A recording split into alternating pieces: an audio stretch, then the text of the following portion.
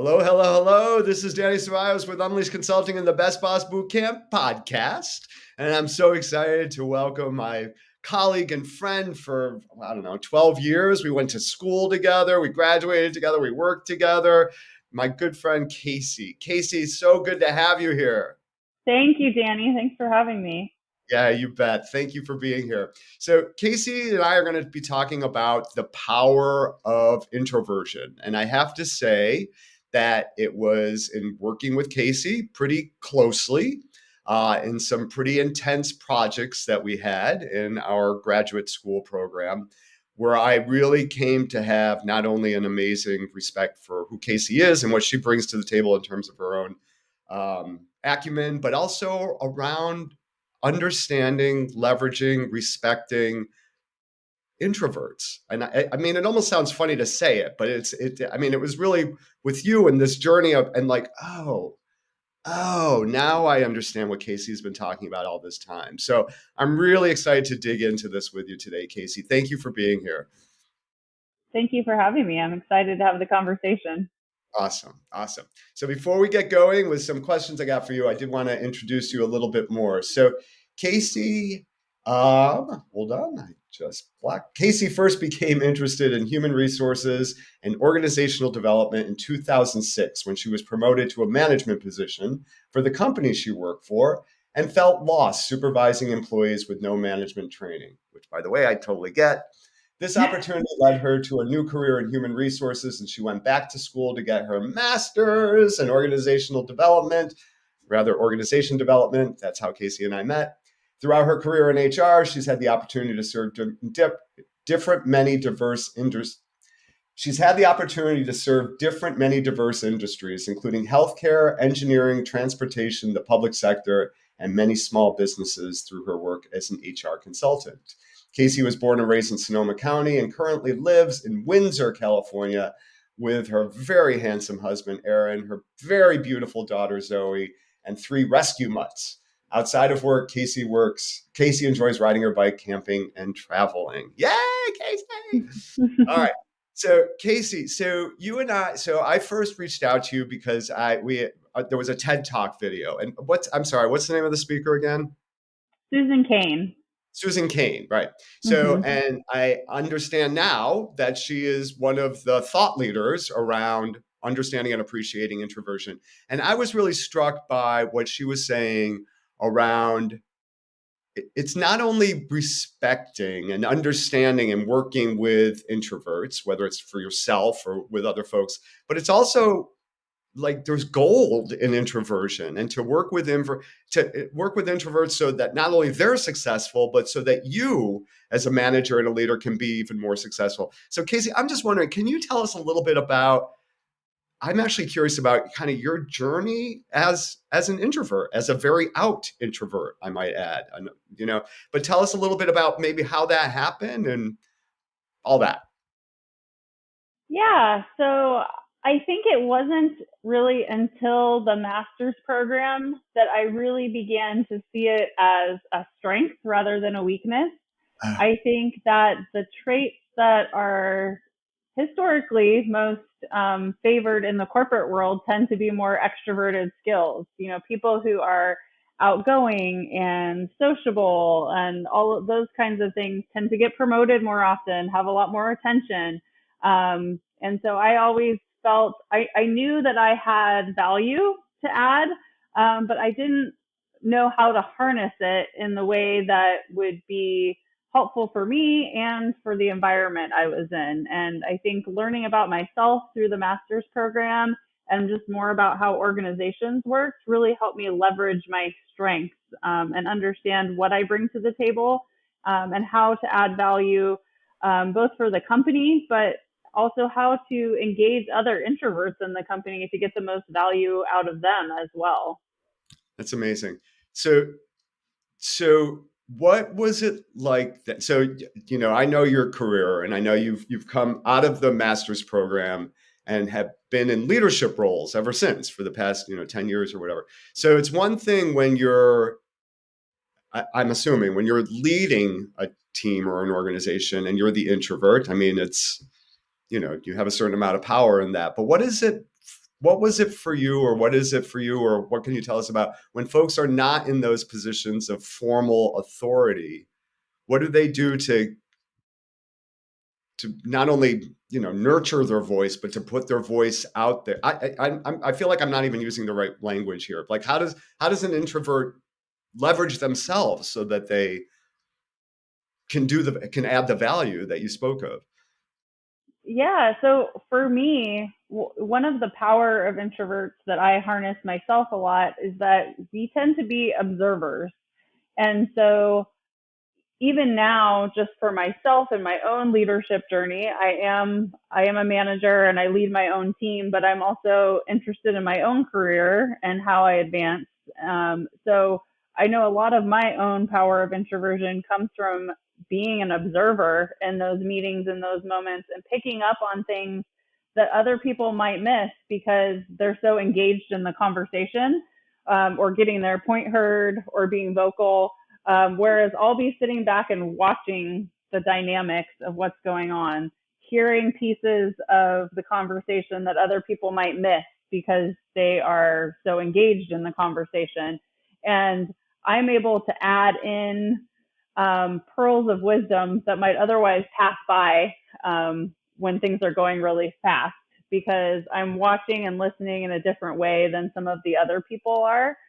Um, and being able to connect on a deeper level with some of the key players that are part of the leadership team, or just within our organization.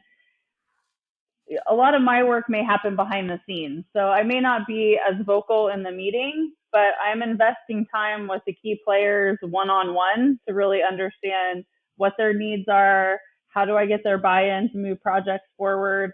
So I sort of have this behind the scenes work that happens, but very powerful in the way that things move forward in the Yeah, organization. that's powerful. Yeah, there's a lot in there. So, and did was that something you learned, or could you actually? I mean, is this a best practice for the introverts that are listening to the podcast? Is that what you would recommend that they do? Is that they? I mean, so because does it happen naturally, or does an introvert need to be a little bit more, you know, kind of putting themselves in the places to be able to have the right ears of the right people? Yeah, for me, it took some work to be more strategic about it, That's it. and I do put a lot of effort into it. I've done a lot of like 360 reviews and leadership development type of courses. I have an executive coach, and a lot of the feedback that I get sometimes feels like people want me to be more extroverted. So my work is always figuring out how to still display the traits that are needed of me as a leader and use my power of introversion to inform those and not lose myself, I love because that. I don't it's also very important to me to be very genuine and authentic. And so I made a decision really early on that I wasn't going to just put on this cloak, or I didn't want it to feel like it was an act, to be acting more like an extrovert just in the pursuit of moving up in the organization. I wanted to find a way to really harness what my natural gifts were and still be recognized for that and how I add value without feeling like I had to become somebody else. So for me, that that was work, there, to be able to really figure out how I was going to use what comes naturally to me to be seen as the leader that I wanted to be. And I Yeah, think that is very intentional work. it was entire. So would your recommendation, your advice be to folks to think?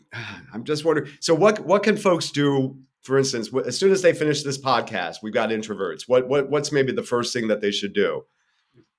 Well, I would definitely read Susan's book, Quiet. I think that gave me a lot of hands-on, tangible things that I could work with. And then I would say make a plan.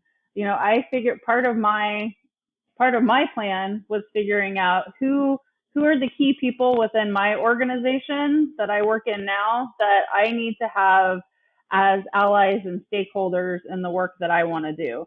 And then I figured out how to connect with them individually. And when I'm going to a social event where there's going to be lots of people there, I make a plan ahead of time of who do I need to talk to and how am I going to get their time? What am I going to talk to them about? So that I don't feel like I'm walking into an awkward social situation where I have to make small talk and I have to talk to all 100 people that are there, because that feels overwhelming to me. So instead, I think about, okay, there's 100 people there, but these are the 5 that I really need to talk to. And these are the 5 topics that I'm going to talk to them about. And I'm going to be prepared to talk about while I'm there. And that feels a lot more manageable to me, and as an introvert. And those being intentional about that does have impact. Yeah. So I may not talk to every single person that's at the event, but I'm going to have the conversations that I need to have to get my work done and to create the relationships that I need to have. Love that. Love that. So this is gold, Casi. So this is the gold that you're sharing about how you manage your own journey and your interactions, and that you're really intentional about it. And I'm thinking the listeners, the middle managers that were listening to this, the senior managers, they can do that. That's great. How about what did you say or do with folks to best understand you? Right? There's one thing, I mean, you're doing certain things to make sure that you're successful, which by the way sound exhausting, and I want to talk about that, like what's the energy depletion that must happen. But what is one,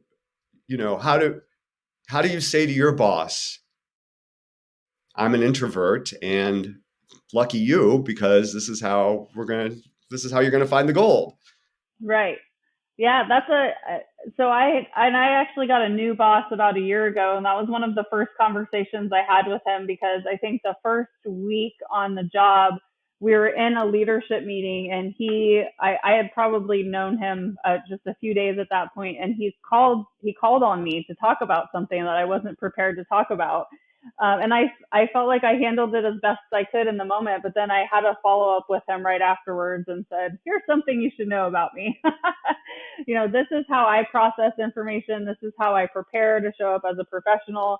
And, the more that you can help me by helping me be prepared in those moments. And if you do think you're going to need me to contribute something, on this call with all these people, it's helpful for me to know ahead of time so that I can be prepared.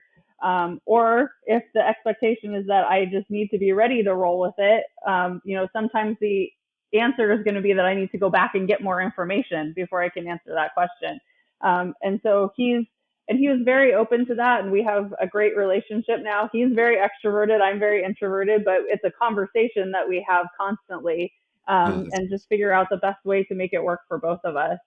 And that's awesome. one of the ways that managers can really empower introverts too is not only just respecting their needs for time to think and plan, but also soliciting their input whenever you can, because they may not be the person that's going to jump in and share their great idea. So sometimes you need to solicit that from them.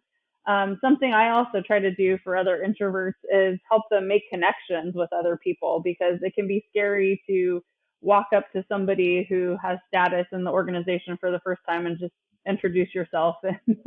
So I try to be very intentional about when I'm at those events too, finding people that need help making connections and say, oh, have you met Rachel? She's an amazing manager. Let me tell you about her, so that I can help break the ice for other people as well and get them involved in the conversations they need to be having also.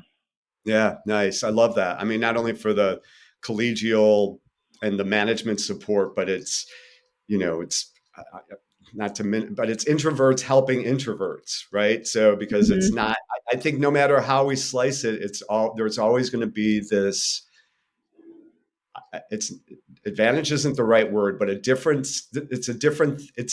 as you said, right? So kind of in the world of business, in the world of service provision, it's voices and people coming forward, and it's action, and what you've taught me and what the TED Talk taught me, and more I'm learning is slow down, give space, right? And that feels like something. Is there anything like that or other things that one should do if one is leading a team or a group, and assumedly there are introverts there, or that, and I, it's probably fair to say we all have, some of each, and it's, but what is maybe some other best practices or some other things that a manager or a leader should do to really find the gold in the introversion way of thinking and processing?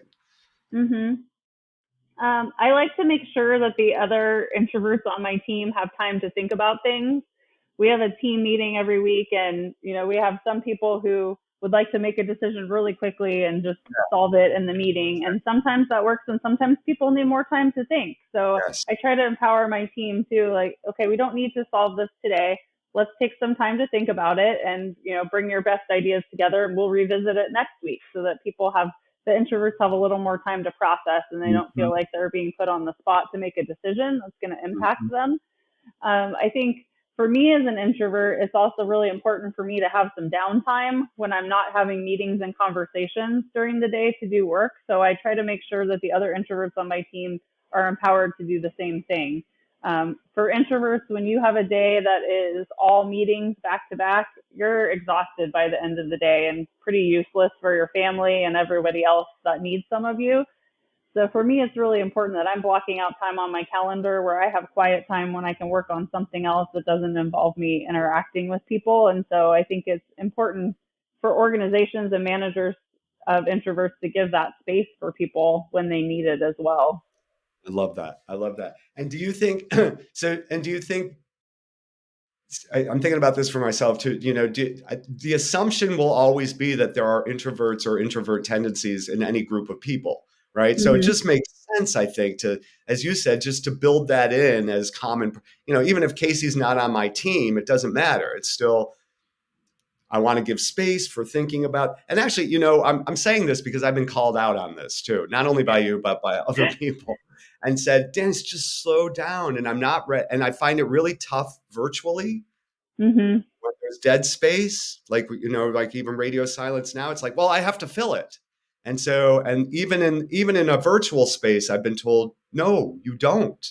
And let's, right. And so does that make sense for you too? Like even in Yeah, the virtual. absolutely. Even just before we got on to record this podcast, I was meeting with one of my direct reports who's an extrovert, and we have a 30-minute check-in once a week, and he will use the whole 30 minutes whether we have something important to say or not. And today was one of those days. We were done with the business after 15 minutes, and he just kept making small talk, and I said, Dave, I'm happy to stay on and chat with you, but our business part is done. So if you have other things you need to go do, we can just take 15 minutes to ourselves. We don't need to use the whole 30 minutes to talk just because we have it on the calendar. Right on. Yeah, so it's those kinds of things. And like you said, realizing that sometimes you need a little bit more time to make a decision about something that crops up in my personal life as well. Mm-hmm. And just, different introverts show up different ways too. I was just at a retreat with one of my best friends, and we met somebody else who was chatting with us, and we walked away, and my friend Laura said, I don't believe that she's really an introvert like she told us she was. And I said, oh, I believe it. I said, she talked to us a lot, but she's probably going to go back to her hotel room and take time to herself now because she used all her battery to have that Yeah. conversation with us. And Yeah. so I think people mistake that sometimes too. If people are very sociable and very outgoing when they interact with them, they have this misconception that they can't possibly be an introvert because they're so friendly and they're so good at talking to people and they give speeches in front of people. And introverts do all those things too. We just need to recharge differently than I extroverts see. do. That's a great point. Yeah, that's a great point. So yeah, and I think that's the mark of a professional too, right? Is to be a little bit chameleon like and move outside of your comfort zone to be most effective.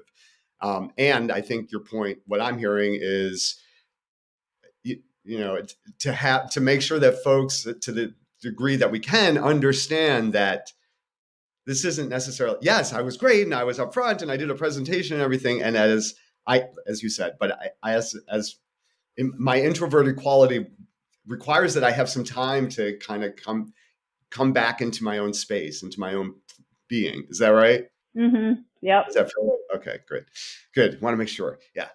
You got Um, it. all right. Well, awesome. Well, Casi, listen, thank you so much. This is gold. I mean, I think we found some real gold in here. And I'm wondering, before I let you go, first of all, is there any resource that you would point, or anything that you would point our listeners to, that you think would be instrumental in this or would be helpful?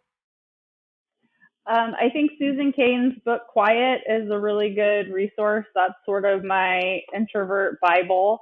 And then I will also just say the Enneagram has really helped me in my relationships with other people as an introvert. I may not be as attuned to some of the other dynamics that go on, and so having the Enneagram as a tool to help me interact with people when I may not be as vocal and sociable has been a good tool for me. So I think there's also a lot of tools like that that introverts can use to sort of help connect with other people if you're not somebody who's good at making small talk and things like that.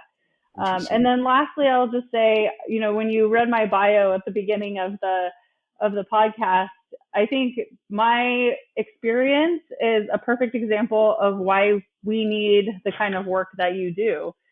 As you explained, I was promoted into this management position in my early 20s, and I had no experience being a manager, and they're just like, go do it.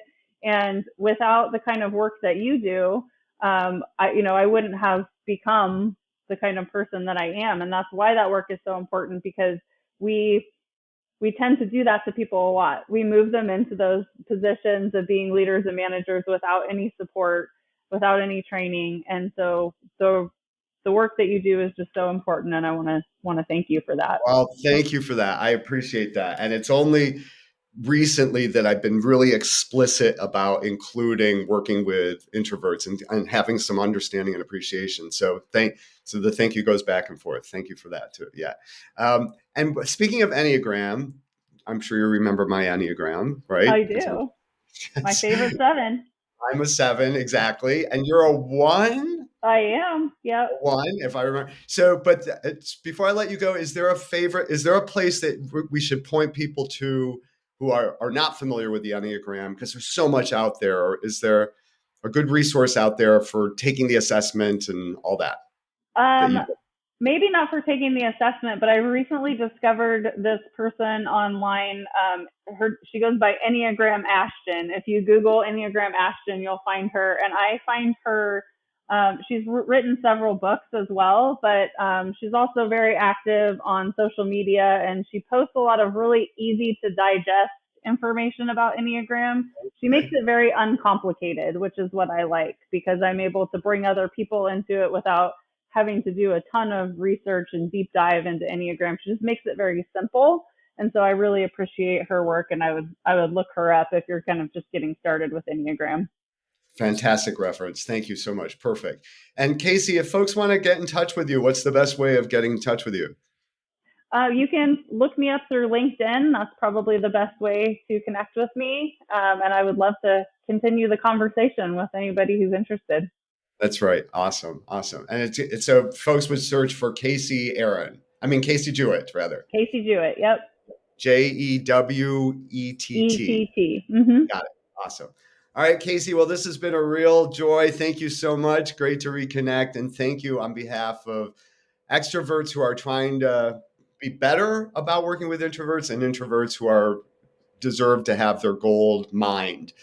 Thank you so much. Appreciate Thank it. you, Danny. Have a wonderful day. You too. Take care.